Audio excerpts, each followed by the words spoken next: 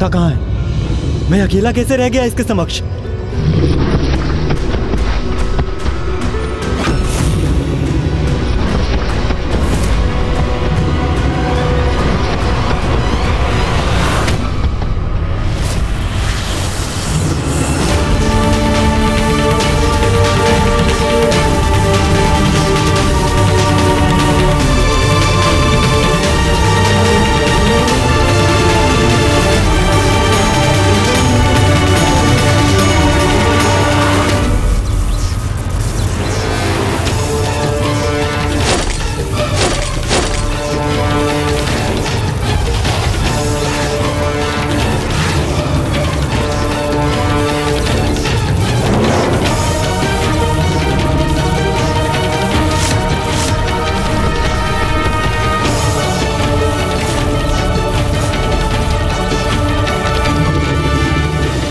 महादेव के विचित्र पशु, अब तुम मेरे नियंत्रण में हो।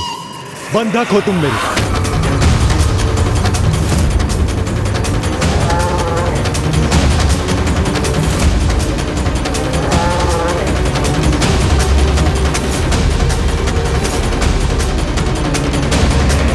प्रभु, उनके जाल में उलझ गए। कैसे?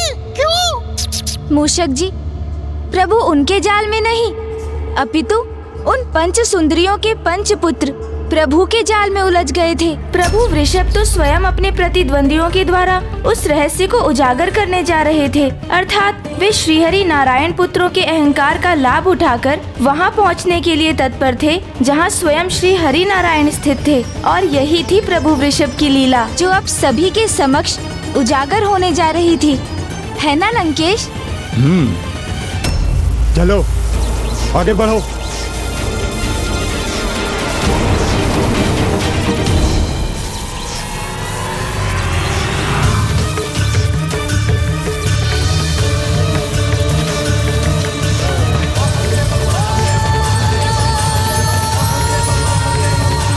प्रभु श्री हरि नारायण के पश्चिम अर्थात मैं उचित स्थान पर हूँ।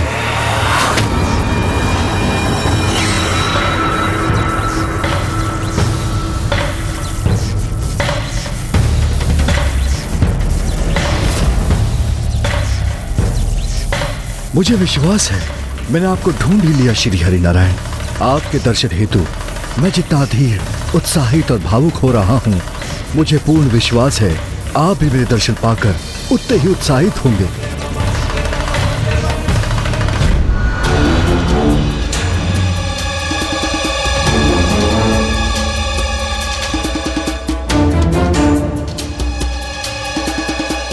प्रभु, आपको यहाँ की व्यवस्था उचित तो लगी ना?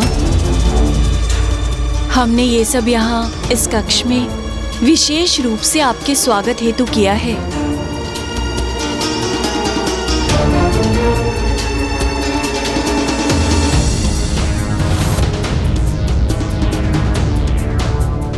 कौन है ये किसके आगमन का आभास हो रहा है मुझे?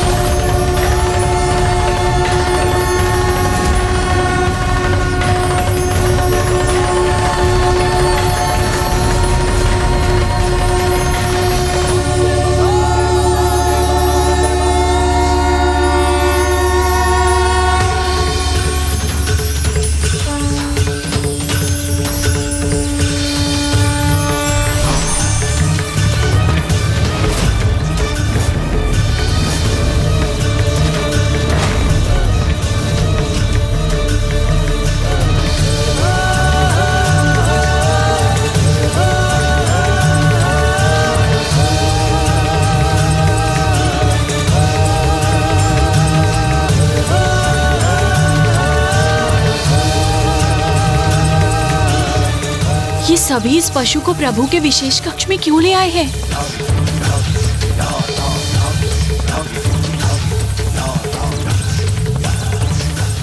ये नारियां कौन हैं जो मेरे प्रभु श्री हरि नारायण के चारों ओर उनकी सहभागियों के समान स्थित है?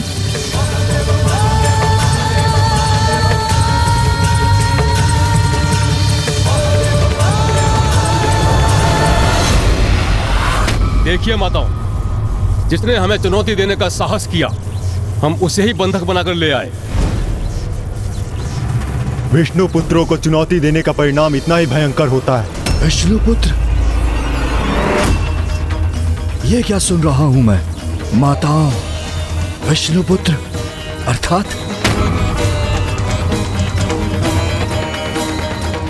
मैं आप पांचों की तपस्या से अत्यंत प्रसन्न हूँ। सब कुछ भूलकर आ जाइए हमारे पास, यहाँ तक कि देवी लक्ष्मी को भी। तथास्तु, तथास्तु।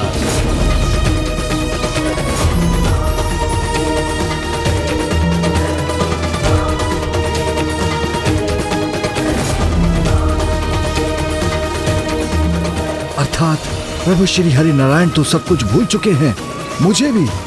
किंतु ऐसा कैसे संभव हो सकता है? मेरे प्रभु मुझे कैसे भूल सकते हैं? कदाचित मैं अपने वास्तविक रूप में नहीं, इसलिए वो मुझे पहचानने में असमर्थ हैं। पुत्रों, इस विचित्र, मायावी और भयंकर पशु को यहाँ क्यों ले आए? इस गुप्त कक्ष में?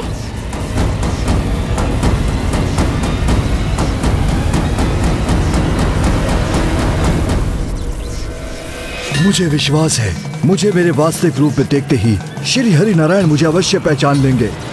क्या तुम सभी इतना भी समझने में असमर्थ हो कि ये पशु के रूप में कोई भी हो सकता है? ऐसे छद्म वेश में यहाँ किसी का आगमन होगा, इसी बात का तो भय था हमें। और तुम उसे यहीं ले आए, इस गुप्त कक्ष में?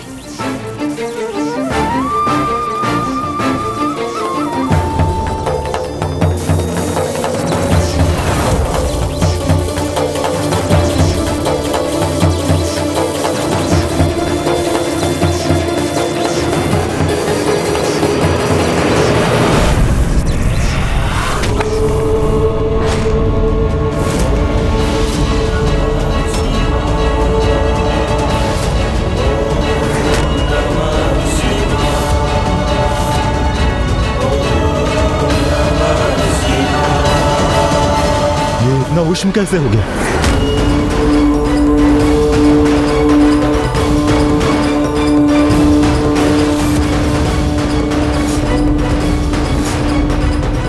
आश्चर्य, ऐसी उष्णता इसमें से कैसे उत्पन्न हुई जिसने इस धातु को ही भस्म कर दिया? हमने तुम्हें सावधान किया था कि इस छद्मवेश में कोई भी हो सकता है। अवश्य ही ये इसकी माया का परिणाम है। देवी उचित कह रही है। कौन है आप? अपने वास्तविक रूप में आइए।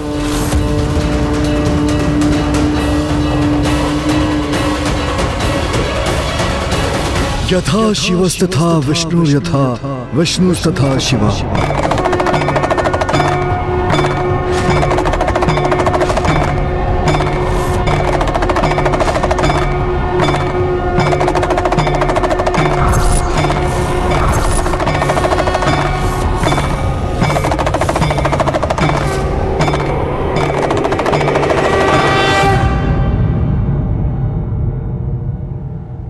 यथा शिवस्तथा विष्णु, यथा विष्णुस्तथा शिवा।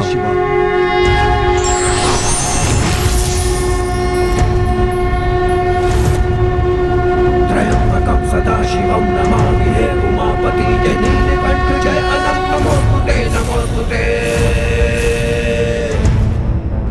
हो भोलेनाथ भक्त के हो कष्ट से निवारते, ये सृष्टि सारी संकटों से शिव ही है उबारते। शिव?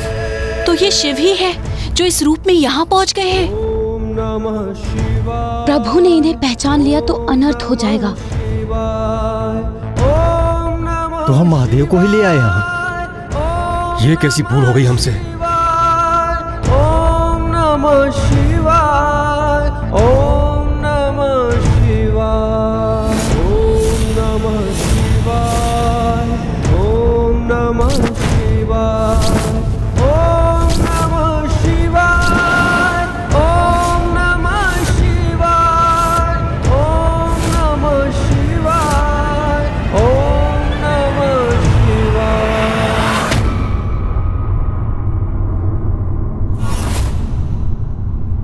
शिव शिव शिव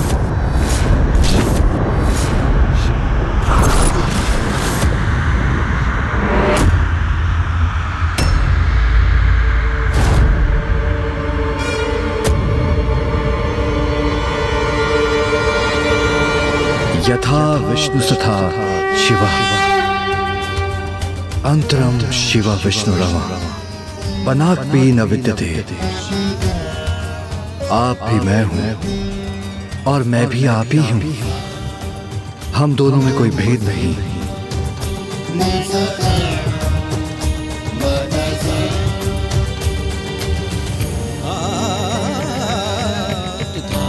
पहचानिए नारायण, मैं आपका वो स्वरूप हूं जिसे आप अपने दिव्य मधुर वाणी में महादेव कहकर पुकारते हैं, महादेव कहकर पुकारते हैं, महादेव कहकर पुकारते हैं।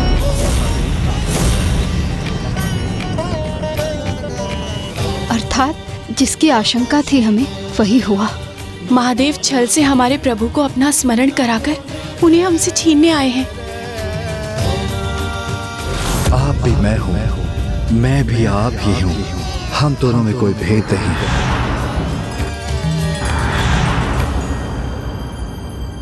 हे श्री हरि नारायण, क्या आप अभी भी मुझे अपने महादेव को पहचानने में असमर्थ हैं?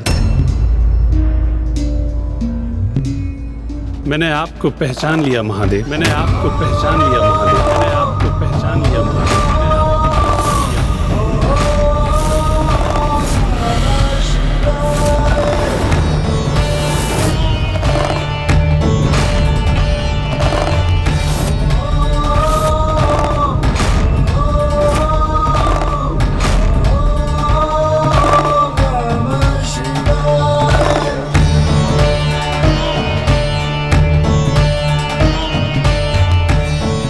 जान गए? नहीं, ये नहीं हो सकता। आप साधारण नहीं, अत्यंत दिव्य हैं, वैरागी भी हैं और महायोगी भी। एक अत्यंत प्रचंड योद्धा भी हैं और भोले भी। आपके समक्ष स्थिर रहकर ऐसा आभास होता है जैसे समस्त संसार का तेज आप में ही समाहित है। इसीलिए आपके आगमन का ऐसा अद्भुत अनुभव हुआ था मुझे। भले ही आप मेरे लिए अपरिचित हैं,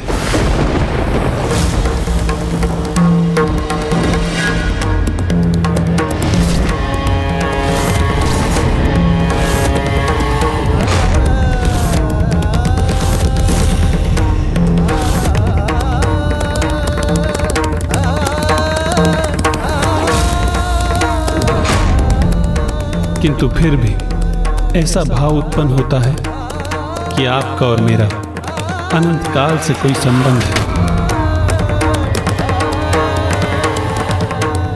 हे परम परमेश्वर, आपको अनेकों धन्यवाद कि स्वामी ने प्रभु महादेव को अभी भी नहीं पहचाना।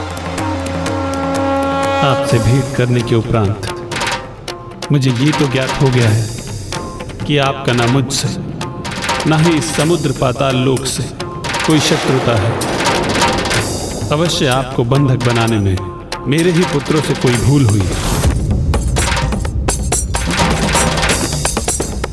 इन सभी की ओर से मैं आपसे क्षमा चाहता हूं महादेव।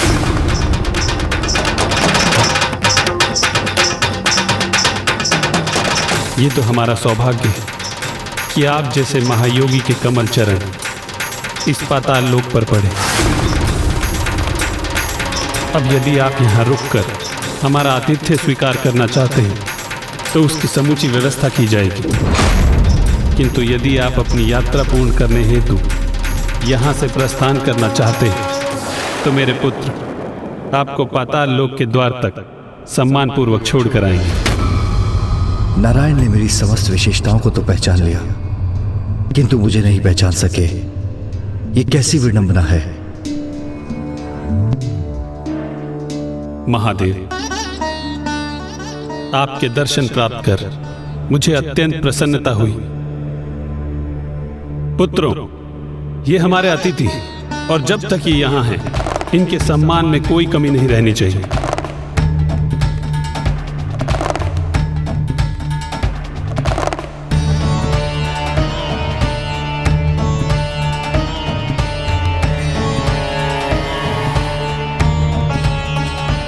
अब कोई संकट नहीं है। मुझे अनुमति दीजिए, मुझे मेरे कक्ष में जाना है।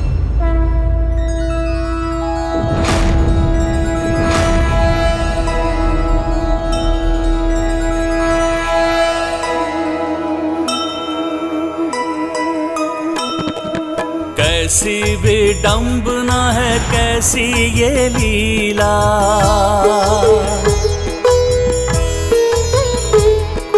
पहचान कर भी ना पहचान पाए। विचलित हैं विष्णु, स्तंभित हैं शिव जी, सामने जो हैं उनको ढूंढते ही जाएं।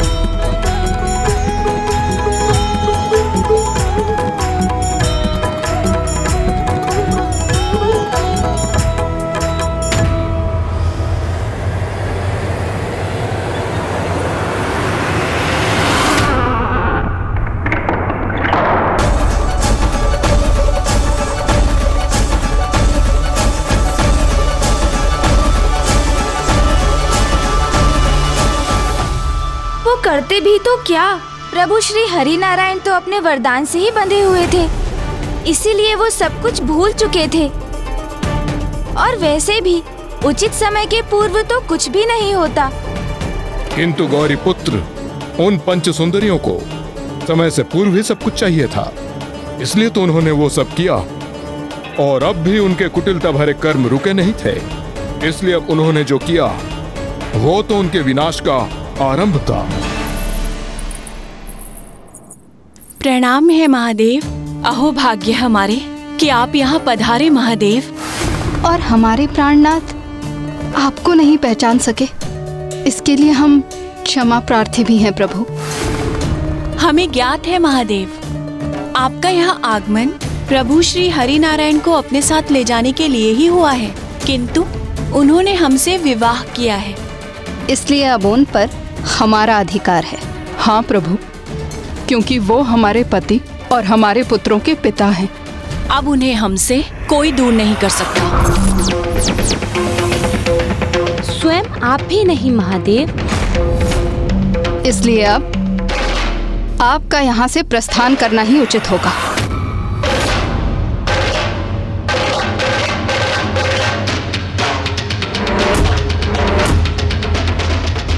प्रभु, आप ना कुछ कह रहे हैं और ना ही यहाँ से प्रस्थान कर रहे हैं, एवं ना ही आप हमारी ओर देख रहे हैं। आप किस विचार में हैं महादेव? अब आपके समक्ष रिक्त हाथों लौटने के अलावा कोई अन्य मार्ग नहीं है। कुछ तो कहिए प्रभु महादेव।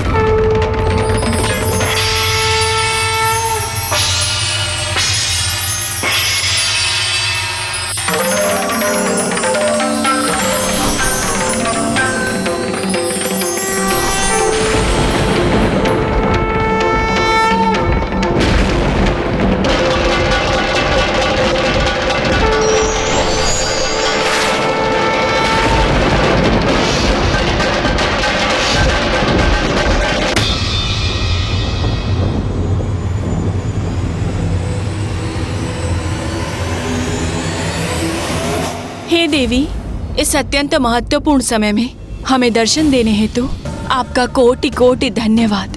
एक नारी होने के नाते आप हमारी व्यथा अवश्य ही समझेंगी। अब आप ही प्रभु को समझाइए ना देवी कि वो हमारे प्राणनाथ को हमसे ना छीने, क्योंकि हमें तो ऐसा आभास हो रहा है जैसे ना वो हमारी प्रार्थना सुन रहे हैं और ना ही वो हमसे कुछ कह रहे हैं। मेरे स्वामी के मर्यादित आचरण के अनुसार तो कभी भी किसी पर स्त्री से अनावश्यक संवाद नहीं करते, और उनका नारी भाग होने के कारण मैं आपकी व्यथा समझकर उसका उचित मार्ग अवश्य सुझाऊंगी, और आप जो भी मुझसे कहेंगी वो मेरे स्वामी तक अवश्य पहुंचेगा। हे देवी, बस हमारी इतनी सी बात प्रभु के हृदय तक पहुंचा दीजिए कि वो हमसे हमारे पति को दूर करने का अन्याय ना करें। और वो अन्याय जो आप सभी ने देवी लक्ष्मी के साथ किया था। देवी लक्ष्मी के कहने पर श्री हरि नारायण आपके निकट आए, किंतु देवी लक्ष्मी को कहा गया था कि उनके उपकार आप सभी उन्हें ये फल देंगे। उनके पति, उनके स्वामी को यहाँ से लौटने न देकर उनके साथ आप सभी ऐसा छल करेंगे? नहीं देवी, हमने छल नहीं तब किया है। हाँ देवी, प्रभु को पति के रूप में प्राप्त करना तो हमारे तप का फल है। क्या ये ज्ञात है आपको? जिस प्रकार स्वार्थ से की गई सहायता पुण्य नहीं होती, उसी प्रकार छल से प्राप्त किया गया वरदान तप का फल नहीं होता। जो तप आप सभी ने किया वो तप नहीं, एक कपटी युक्ति थी। एक पर पुरुष को प्राप्त करने का अनुचित मोह था। अपनी बहन के प्रति अनुचित ईर्ष्या थी आप सभी की। किंतु अभी भी समय है, आप सभी क्षमा याचना कर अपनी भूल स्वीकार करें।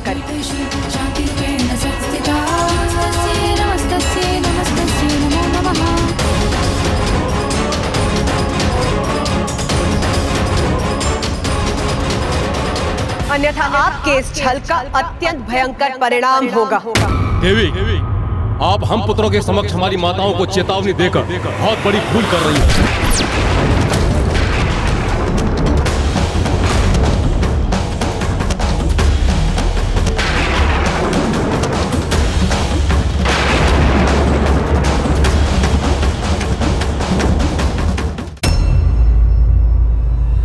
हमारे समक्ष क्रोध प्रदर्शन करने से क्या लाभ देवी?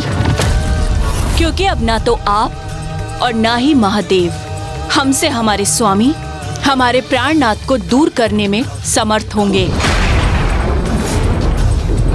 हाँ देवी, क्योंकि जब पूर्व में आपके स्वामी ने इसका प्रयास किया था तो हमारे पुत्रों ने उन्हें बंदी बना लिया था।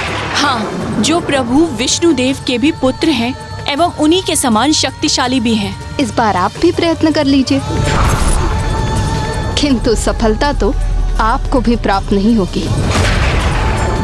फिर चाहे आप दोनों ही उनसे युद्ध भी क्यों ना कर लें।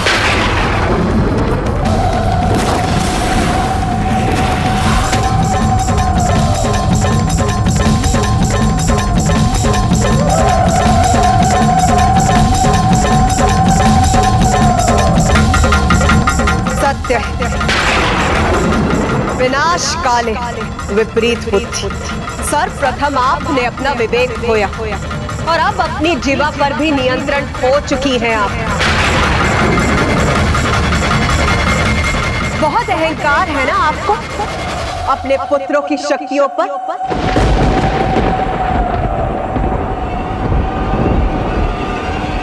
फिर उचित, अब आप सभी ने जो कहा वही होगा। युद्ध भूमि में निर्णायक संग्राम होगा।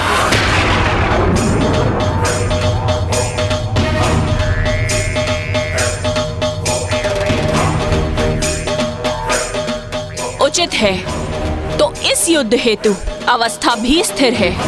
यदि हमारे पुत्र महादेव को इस युद्ध में पराजित करने में सफल रहे तो महादेव प्रभु श्री नारायण को हमसे दूर करने हेतु कभी भी हमारे जीवन में हस्तक्षेप नहीं करेंगे।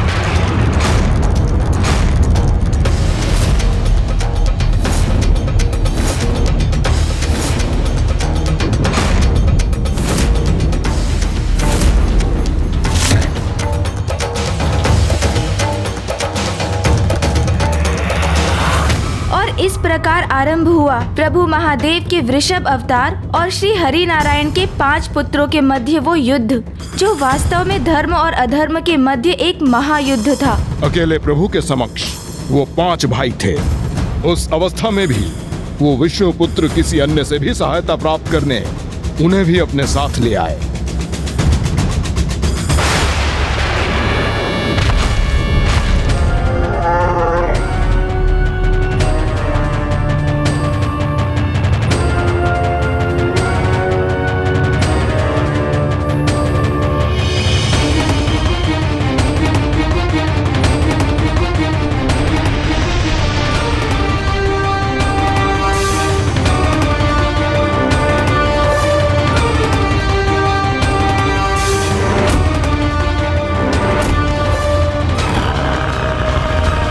बड़े अचंभे की बात है कि आप अकेले ही आए हैं, क्योंकि कदाचित जिस युद्ध में आपकी पराजय निश्चित है, इसलिए कोई आपके साथ आना नहीं चाहता था।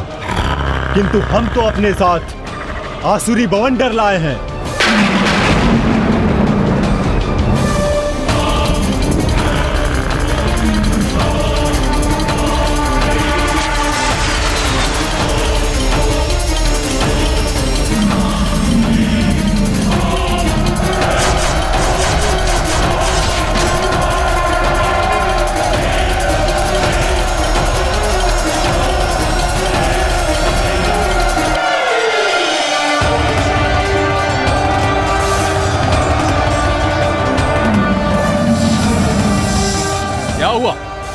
आप वास्तव में क्रोधित हो रहे हैं अथवा मात्र अपने भय को छिपाने हेतु क्रोध का प्रदर्शन भर कर रहे हैं? कदाचित अपने समक्ष इतनी विशाल सेना को देखकर विचलित हो उठे हैं आप।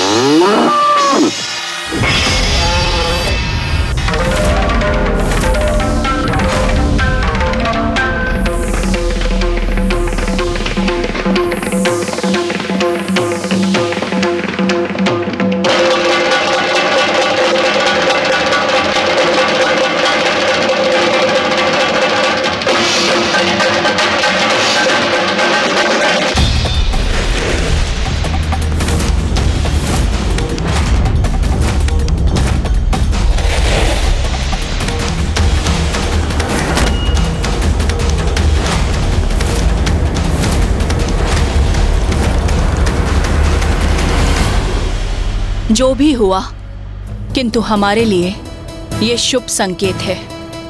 प्रभु श्री वृषभ के समक्ष कोई भी असुर जीवित नहीं रह सकता, किंतु हमारे पुत्रों को कोई क्षति नहीं पहुंची। इसीलिए ये तो स्पष्ट है कि हमारे पुत्र असाधारण हैं, वे अपराजय हैं।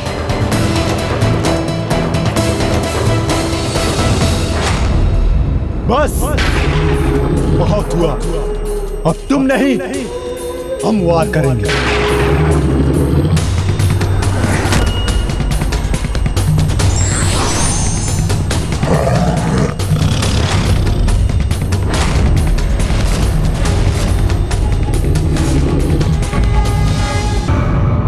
हमारे पंचपुत्रों से युद्ध करने के लिए ये कैसा छल कर रहे हैं महादेव? कहीं वो हमारे पुत्रों को क्षति पहुंचाने में सफल तो नहीं हो जाएंगे?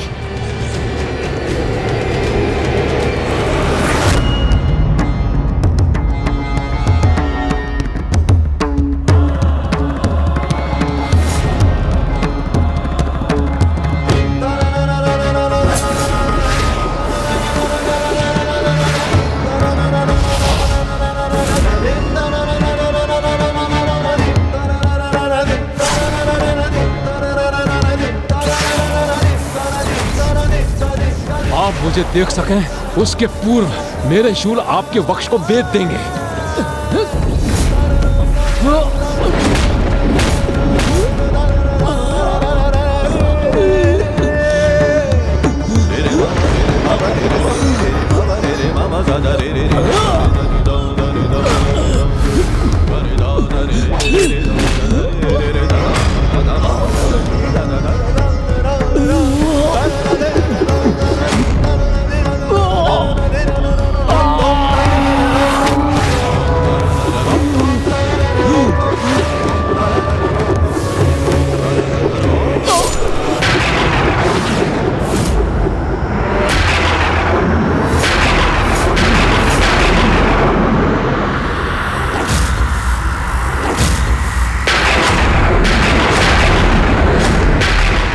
भ्राता तिवरांश के वध का प्रतिशोध अब ये बांध लेंगे आपसे।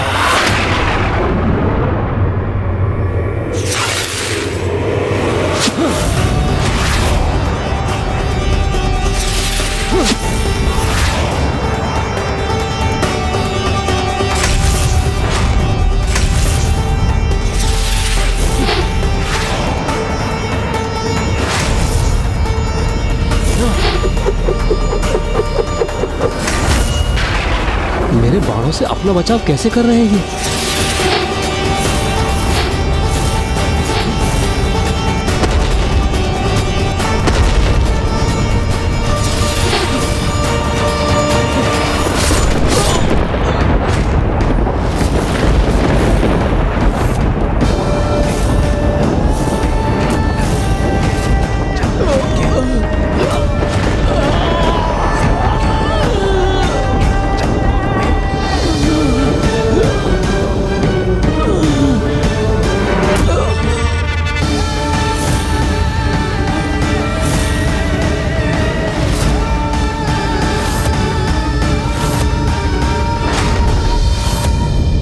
मेरे हाथ के प्रहार से कोई सुरक्षित नहीं रह सकता, आप भी नहीं।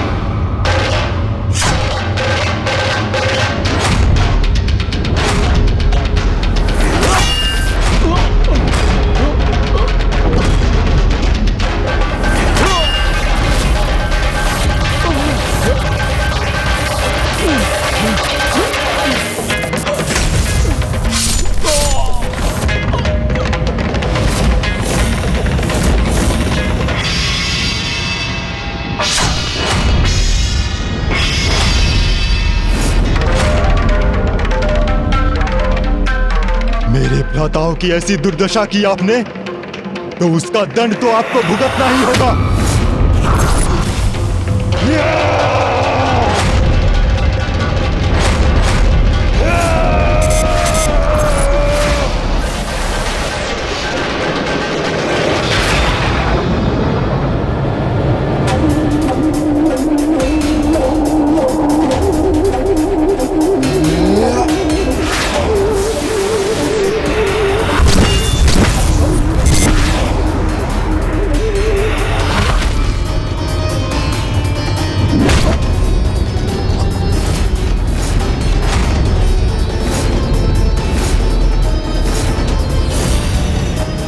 अनर्थ पर अनर्थ हो रहा है।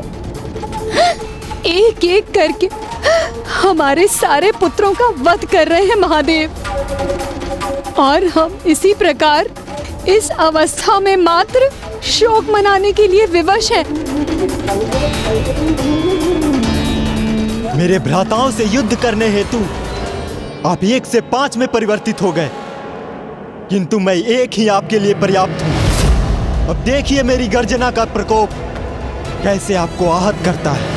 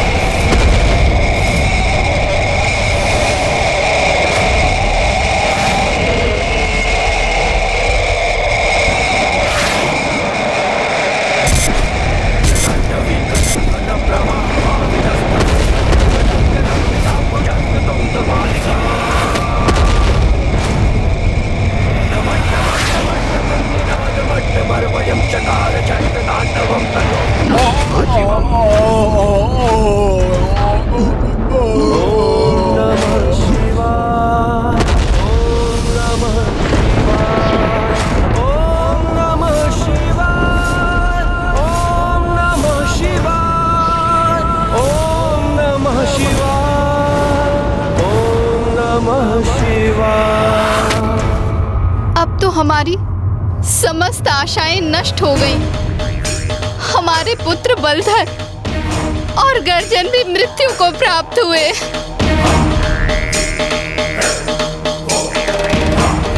ये कैसी विपदा छाई है हम पर।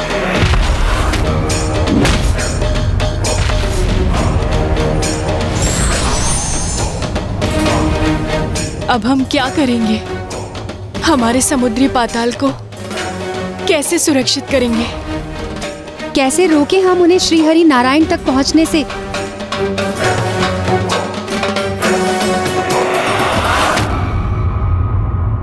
मुझे आशा है कि अब अपना सर्वस्व खोने के उपरांत तो पंच सुंदरियां ये समझ गई होंगी कि उनकी ये ईर्ष्या और उनका अनुचित मोह उन्हें मात्र विनाश के पथ पर ले जाने वाला था। नहीं गौरी पुत्र, उनकी ममता में अभी भी इतनी शक्ति नहीं थी जितना पर पुरुष नारायण के लिए उनका मोह और अपनी बहन देवी लक्ष्मी के प्रति उनकी ईर्ष्या। इसलिए अब तो वो जो योजना बना रही थी वो और भी बड़ा महासंकट उत्पन्न करने वाला था। और वो योजना थी श्री हरि नारायण और प्रभु महादेव के मध्य परस्पर युद्ध की। और उस युद्ध को अति आवश्यक बनाने के लिए उन्होंने बड़ी ही चतुराई से उनके 5 पुत्रों के वध का दोषी श्री हरि नारायण को ही बनाने का निश्चय कर लिया।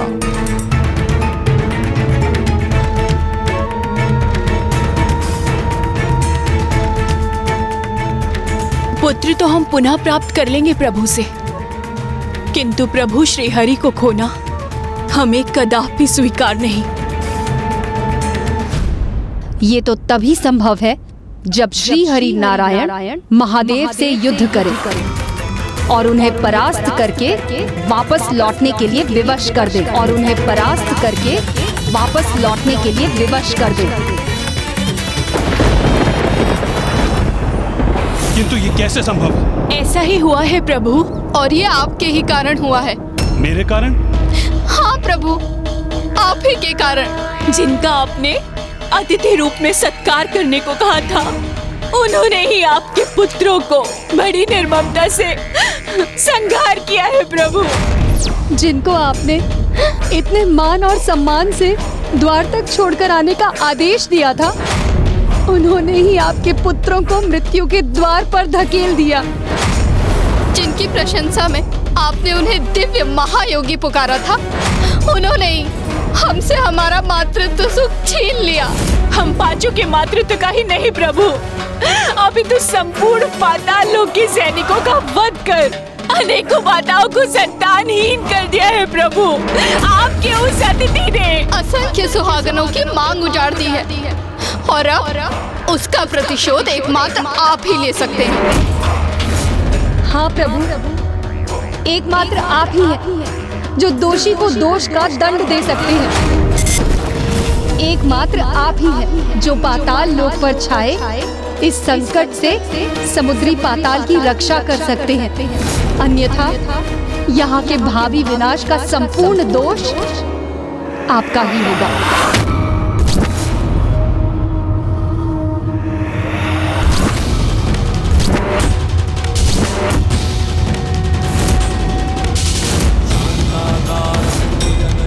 असंख्य सुहागनों की मांग उजाड़ दी है और अब उसका प्रतिशोध एकमात्र आप ही ले सकते हैं, जो दोषी को दोष का दंड दे सकते हैं। जिसने हमारे समुद्री पाताल को विनाश की ओर धकेल दिया, उसे अपनी मृत्यु का सामना करना होगा। युद्ध में मेरे समक्ष आकर मुझसे संघर्ष करना होगा। युद्ध में मेरे समक्ष आकर मुझसे संघर्ष करना होगा।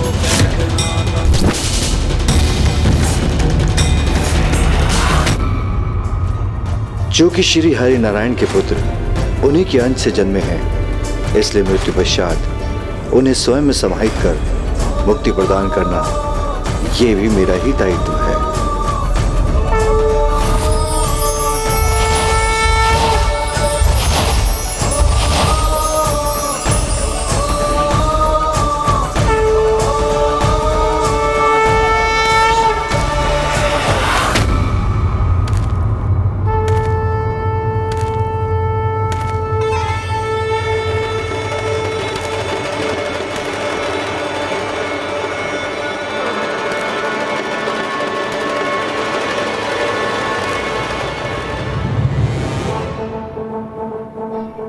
कदाचित प्रभु श्री हरि नारायण को मेरा स्मरण हो आया है, इसीलिए वो स्वयं आए हैं मेरे सम्मुख।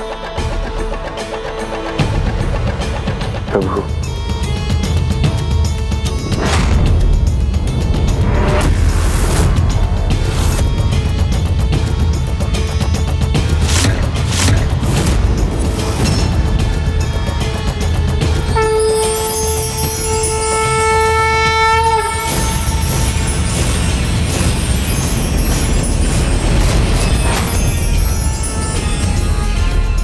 प्रभु श्री हरि नारायण मेरे आराध्य युद्ध करना चाहते हैं मुझसे।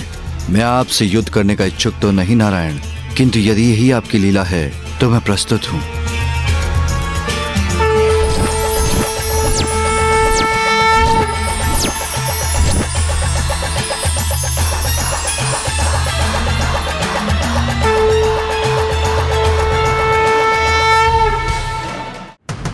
ये कैसी लीला थी प्रभु की? जगत के पालनहार स्वयं जगत पिता के समक्ष उनसे युद्ध करने को तत्पर थे।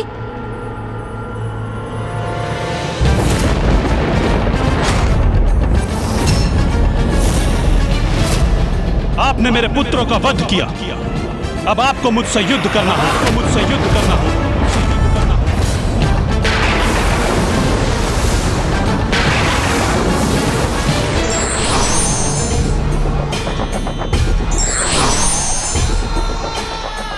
मैं आपसे युद्ध करने का इच्छुक तो नहीं नारायण, किंतु यदि यही आपकी लीला है तो मैं प्रस्तुत हूं।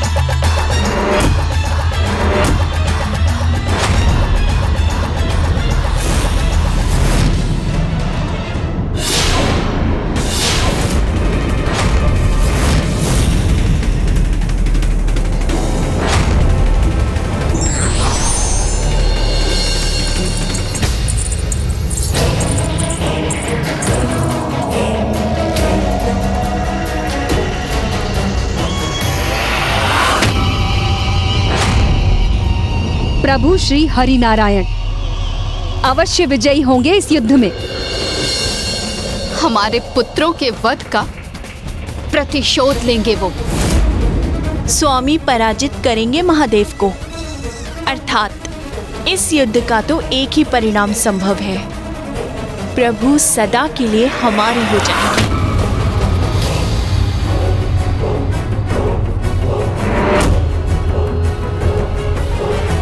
जब कोई स्वयं अपने विनाश के बवंडर में प्रवेश करने के लिए तत्पर हो, तब उनके सभी पाप आचरण, उनके सभी विकार, काम, क्रोध, लोभ, मोह, मद, मत्सर चरम पर होते हैं और उनकी दृष्टि भी वही देख पाती है जो वो देखना चाहते हैं।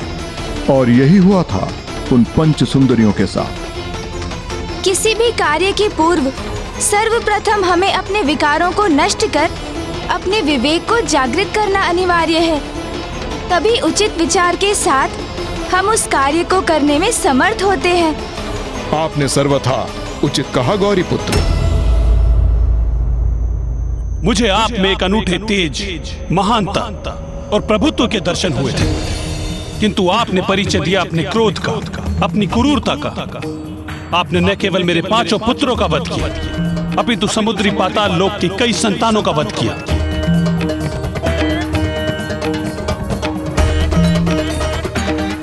मैं ना तो यहाँ युद्ध करने आया था और ना ही अपने क्रोध से किसी का वध करने। मैं तो यहाँ मात्र आपको आपके उचित स्थान लौटाने आया था। मेरा उचित स्थान? मेरा उचित स्थान तो वही है जहां मेरी सहभागिनियां, जहां मेरे 5 पुत्र थे जिनका आपने वध किया।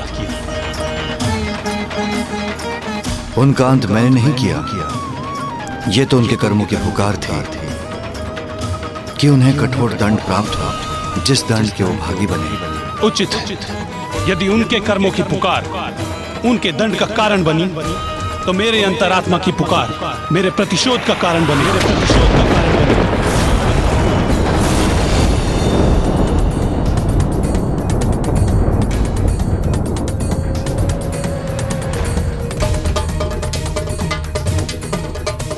नहीं श्री हरिनारायण, प्रतिशोध का भाव आपकी अंतरात्मा की पुकार के कारण नहीं, उन विचारों के कारण है जिन्हें आपके हृदय में स्थित किया गया है। बस महादेव, जिन शब्दों को सुनकर मैंने आपका अतिथि रूप में मान सम्मान किया, अब मैं आपके इन सरल और भोले शब्दों का स्वयं पर कोई प्रभाव नहीं पड़ने दूंगा। अब शत्रु मानकर आप पर प्रहार करूंगा मैं।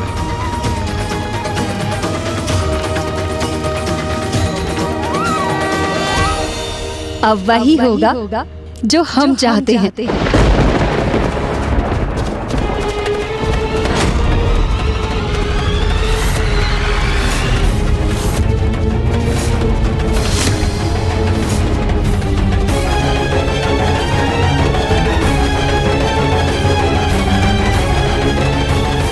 अब हमारे प्राणनाथ, हमारे प्रभु, हमारे पुत्रों के अंत का प्रतिशोध लेंगे।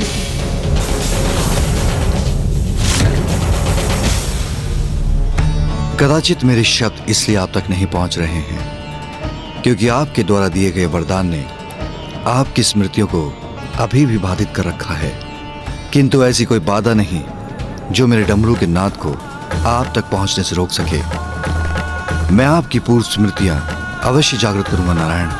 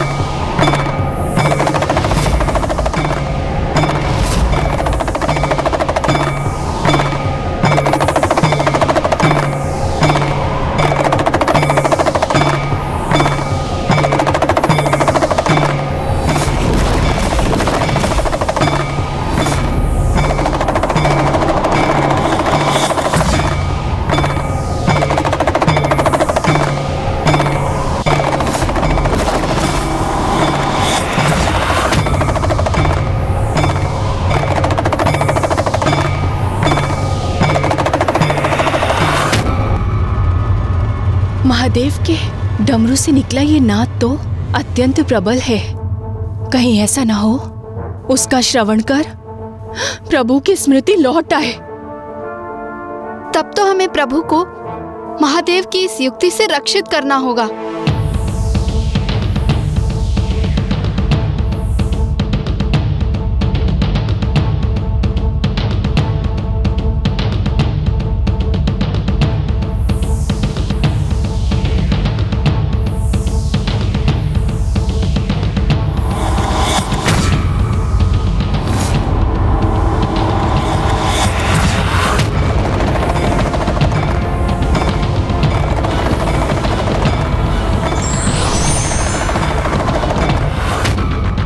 हे प्रभु, हे श्री हरि नारायण, वो आपको अपने डमरू के नाद से उलझाने का प्रयास कर रहे हैं। हे प्रभु, किंतु अपने हृदय में एक ही स्मृति का ध्यान कीजिए, अपने पुत्रों की स्मृति का, जिनका निर्मम वध किया है इन्होंने।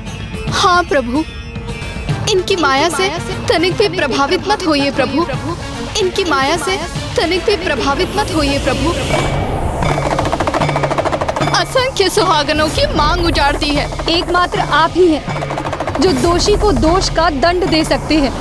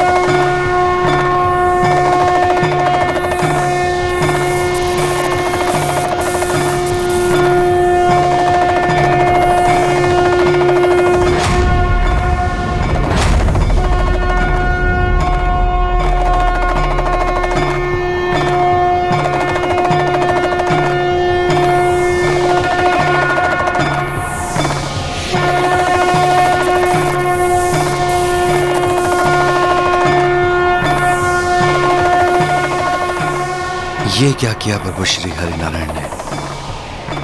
आपने शंखनाद से मेरे डमरू के स्वर को स्वयं तक पहुंचने से क्यों रोक दिया?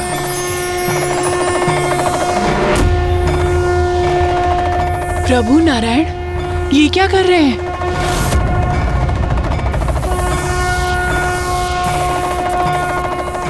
अपने शंखनाद से क्या करना चाहते हैं वो?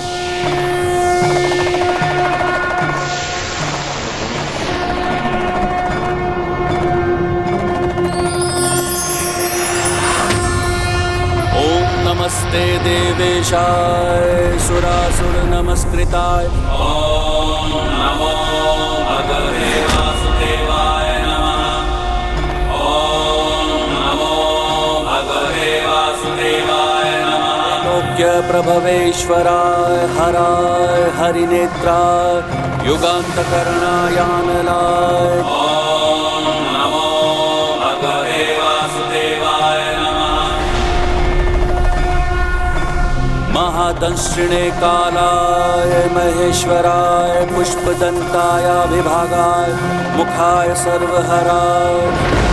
ओम नमो भगवते वासुदेवाय नमः। ओम नमो नमः।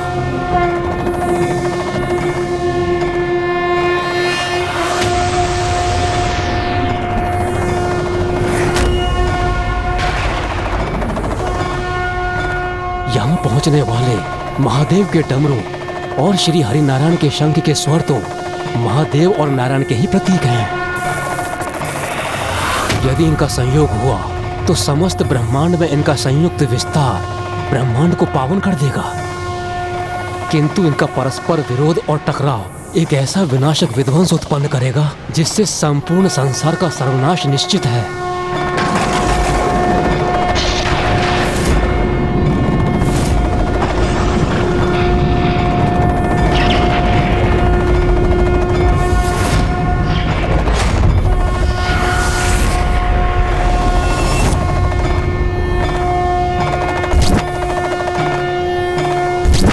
महादेव के डमरू और स्वामी के शंखनाद एक साथ, अर्थात ये तो बड़े ही आनंद की बात है कि प्रभु महादेव स्वामी को ढूंढने में सफल हुए।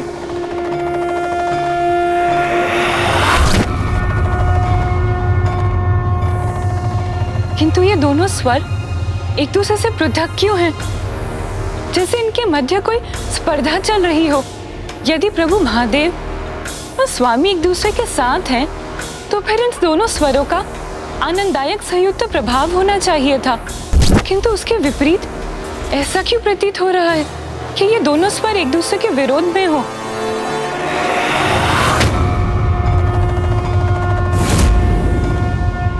इसके पूर्व की स्थिति नियंत्रण से बाहर हो जाए, उचित तो यही होगा कि पंच सुंदरियां अपनी भूल को स्वीकार कर भ्राता श्री हरि नारायण को उनके वरदान के बंधन से मुक्त कर दे।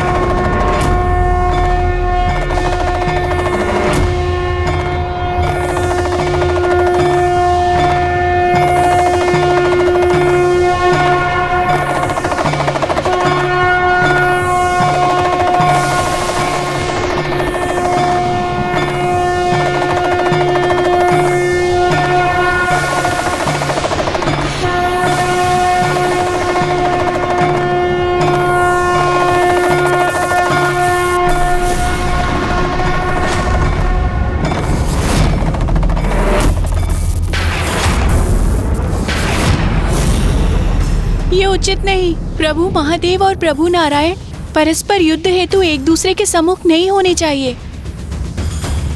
कहीं हमसे कोई भयंकर भूल तो नहीं हो गई?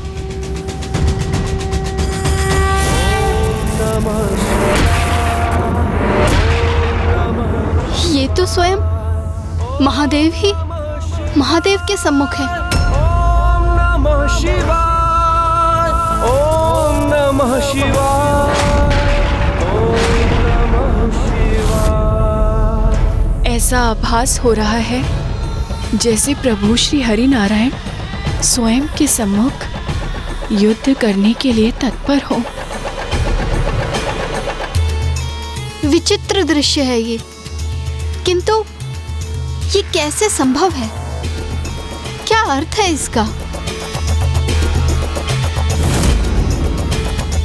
शिवाय विष्णु रूपाय शिव रूपाय विष्णवे, अर्थात शिव और विष्णु दोनों एक दूसरे से भिन्न नहीं। इसलिए ये युद्ध तो उनका एक दूसरे के साथ नहीं अपितु स्वयं के साथ ही होने जा रहा है।